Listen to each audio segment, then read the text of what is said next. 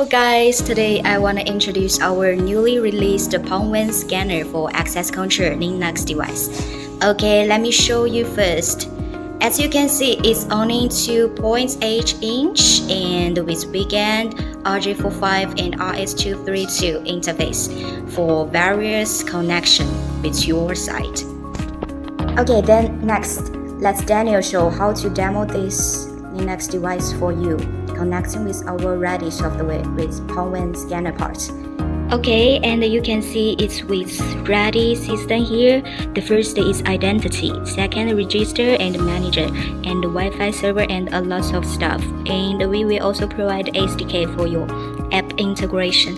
And let us show you how the palm vein identification be verified in this device.